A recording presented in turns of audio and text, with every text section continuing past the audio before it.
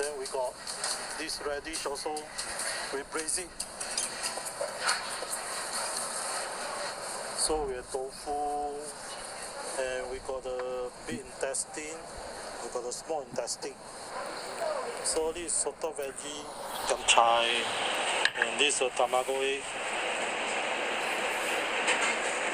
And this is our homemade heavy ham. Okay, so this is a bento. The stall is located in Singapore's largest hawker centre, the Chinatown Complex Food Centre. The place has fallen victim to the declining footfall in the CBD. Seeing this, Melvin started a public group on Facebook called Hawkers United to help others in the industry. Hawkers United started from the very day when PNE announced circuit breaker. So I was thinking that why not I do something? Okay, 這是 Hawkers United 啦。這是我做啦，這是係當我做啲小販啊，其實嗱內邊幫佢哋嘅物件啦，咁樣講佢哋有做打包基本嘛，因為這種真濟人喺做物件之後，就想做打包。We also encourage neighbor hawkers who are neighbor to these elderly hawkers. We can actually help them to post. 所以啊，你本會使似拍賣下來邊度？你會使參加啦，你冇免費，你會使就有什麼你使冇啊？我諗分你識要比較用。嗰啲有 email 冇 email？我冇 email，我係驚有嘛。啊，我使叫我驚嗰啲。好啦，你會使叫你驚好啊，嗰啲聯絡啊，到時候這 email 可以，到 set up 嘅 Facebook， 你就嚟去內面。參加這個表 and everybody will remember in 2020 we got this COVID virus and we overcome this together. Actually, I would say that this situation is quite interesting because it forces us to actually think very quickly on our feet. So I think from this, it actually pushes us to do a lot of things that we always thought that we want to do, but we're like, I can do it in the future, you know. The immediate future will force some hawkers to find closure, while others find joy in a new life. Our stories continue in the concluding episode of The Belly of a Nation.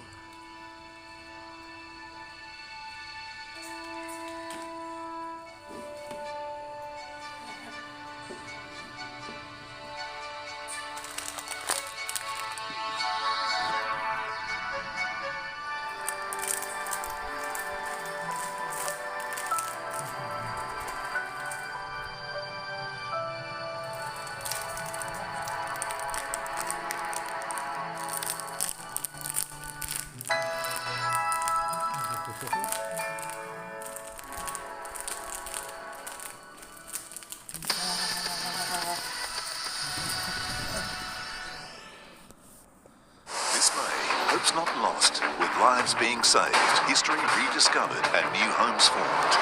When disaster strikes Asia, doctors from Singapore transcend borders to go into the unknown. Doctors on call. What lies forgotten in the past? Uncover the mysteries of Singapore's history. Into the Vault, Season 3.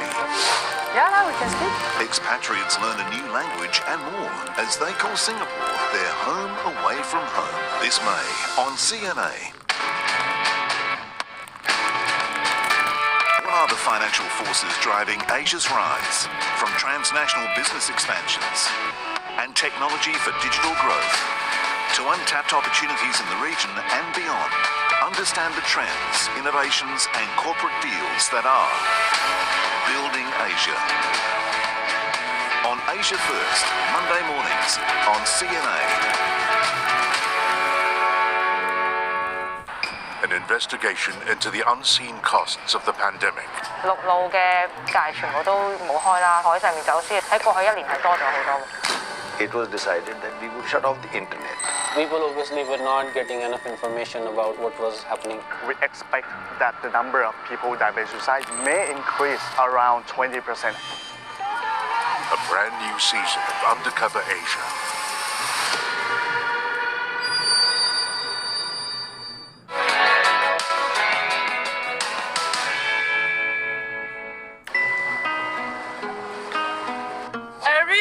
have different food. It's like it's very healthy. They say the food is tasty. They love the food, and they finish the food.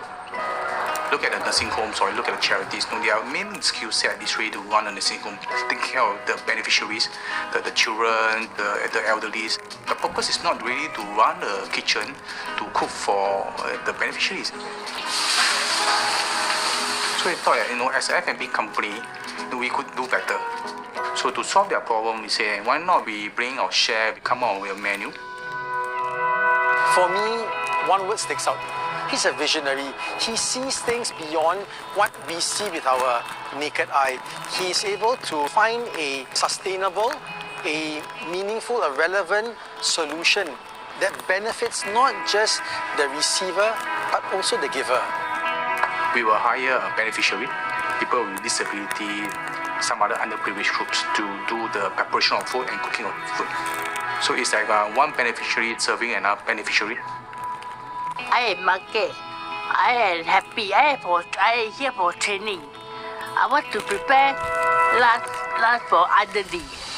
One of the craziest projects I've ever heard KMP talking about was to try and see how the prisons, our local prisons, is able to prepare meals for the elderly, for the less fortunate. I mean, who would have ever thought that a prison was able to also support the community? We are able to engage about 30 inmates to work for us. So we thought employing them is a good chance for them to give back while they are serving a sentence here. I like working here because they create an opportunity for us to come out and learn something. I feel very accomplished, but there's still a long way to go. It's only the beginning of the entire journey. I feel very happy. I'm able to do something that I wanted to do all along.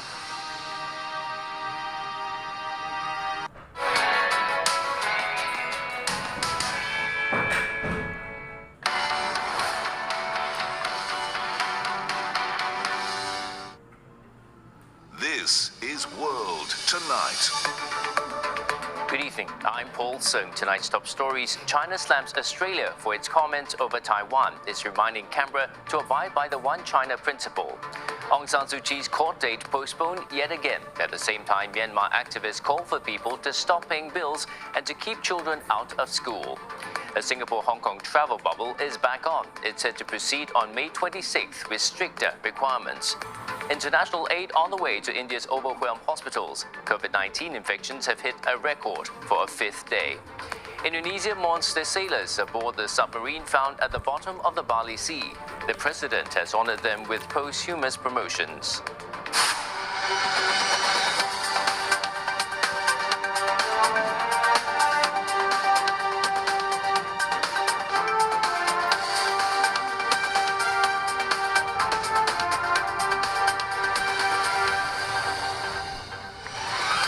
Rachel Yeo. Also tonight, a report card on tackling COVID-19 and reviving the American economy as we count down to Joe Biden's first 100 days in office.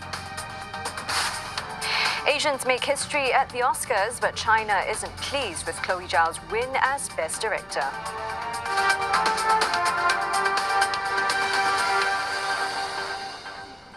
China has slammed Australia for its comments over Taiwan. Beijing was referring to an interview with Australian Defence Minister Peter Dutton, where he said conflict with China over Taiwan should not be discounted. 希望澳方充分认清台湾问题的高度敏感性，恪守一个中国原则，切实谨言慎行，不向台独分裂势力发出任何错误信号，多做有利于台海和平稳定和中澳关系的事。 Beijing is again reminding Australia of the One China policy, where it considers Taiwan a renegade province. It warned Western powers repeatedly that Taiwan is an internal matter related to China's core interest, and thus any external interference is not welcome. China's ties with Australia has been strained since last year, when Canberra joined calls to investigate the origins of COVID-19. The pandemic has been traced back to Chinese city of Wuhan. In Myanmar, court proceedings against ousted leader Aung San Suu Kyi has been delayed again. Her lawyer says the new date is set for May 10th after Monday's hearing. It's been 12 weeks since she was detained. During her appearance, Ms. Suu Kyi had asked the court for permission to meet her lawyers in person. She has only been able